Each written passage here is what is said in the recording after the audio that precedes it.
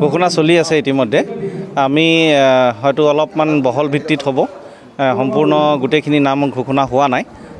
কিন্তু মোৰ অনুমান 30-40 জনীয়াটো নিশ্চিতভাৱে হ'ব কাৰণ গোটেই ডিব্ৰুগড় জিলাত ভালেকেইখন গাঁও আছে অনুশোষিত লোকসকলৰ ভালেখিনি গাঁও আছে আৰু সেই গাঁও প্ৰত্যেকটা গাঁৱৰ পৰাই আমি প্ৰতিনিধিত্ব দিয়াৰ কাৰণে ইতিমধ্যে আলোচনা চলাইছোঁ গতিকে অলপ বহল ভিত্তিত হ'ব বুলি আশা কৰিছোঁ আমি চেষ্টা কৰিম যে প্ৰতিটা গাঁও পঞ্চায়ততে আমি ৱাৰ্ড মেম্বাৰ কেণ্ডিডেট দিব পাৰোঁ আৰু কাউন্সিলাৰ ZPC কেণ্ডিডেট যাতে দিব পাৰোঁ আৰু দলীয় যিটো প্ৰতীক আমি দলীয় প্ৰতীক অসমৰ ঘৰে ঘৰে লৈ যাব পাৰোঁ এই নিৰ্বাচনটোৰ জৰিয়তে তাৰ বাবে আমি তৎপৰ হৈ আছোঁ আৰু চেষ্টা কৰিছোঁ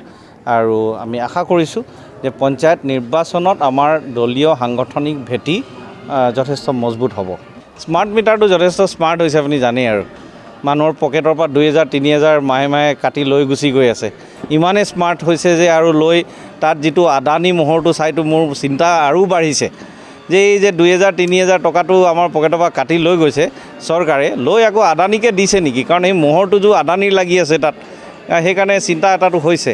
কিন্তু তাৰ বিপৰীতে আম আদমি পাৰ্টিৰ কিন্তু চৰকাৰ আহিলে আমি ৰাইজক ক'ব খুজিছোঁ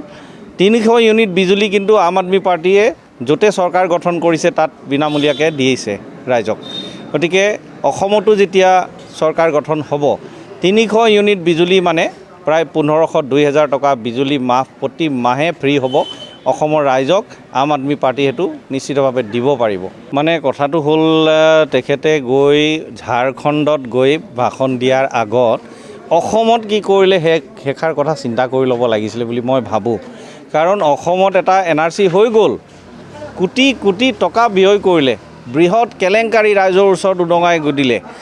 আৰু গোটেই অসমবাসী ৰাইজক ইটো মূৰৰ পৰা ইটো মূৰলৈ দৌৰালে লাইনত থিয় কৰালে NRCৰ নামত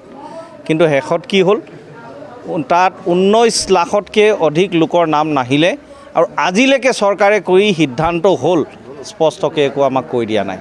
গতিকে আজিলৈকে অসমত NRC হৈ যোৱাৰ পিছত ইমান এটা কেলেংকাৰী হ'ল NRCক লৈ অসম চৰকাৰে আজিলৈকে কি ব্যৱস্থা গ্ৰহণ কৰিলে সেই কথা আমি ভালকৈ জানো তাৰপিছত আকৌ গৈ যদি ঝাৰখণ্ডত তেওঁ NRC বনায় কেইজন বাংলাদেশীক ধৰি তাৰ পৰা লৈ যাব সেইটো তেখেতে বুজি পাব আমিতো বুজি নাই পোৱা মানে কোনো স্পষ্ট নীতি নাই চৰকাৰৰ ওচৰত যে এটা স্পষ্ট নীতি হ'ব লাগিব যদি NRCটোকে এটা ভিত্তি হিচাপে লৈছে এটা ডকুমেণ্টাৰী এভিডেন্স হিচাপে যদি চৰকাৰে লৈ আছে তেতিয়াহ'লে তাৰ যিখিনি ব্যৱস্থা তাৰ লগত জড়িত আছে যেনেকৈ আধাৰ কাৰ্ডৰ লিংকিংটো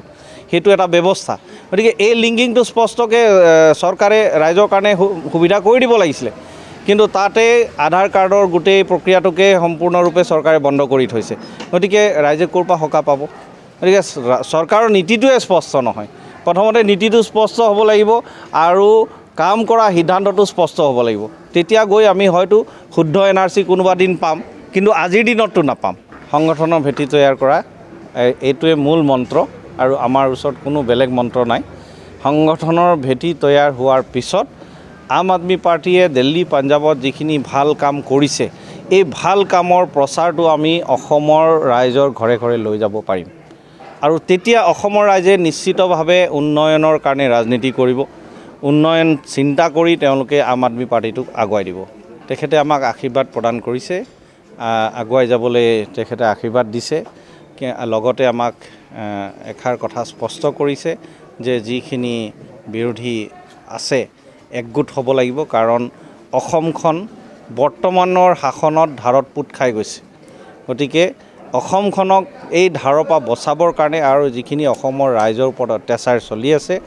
এই অত্যাচাৰৰ পৰা মুক্তি দিবৰ কাৰণে আমি যিমান শক্তি বিৰোধী শক্তিসমূহ আছে সব একগোট হ'ব লাগে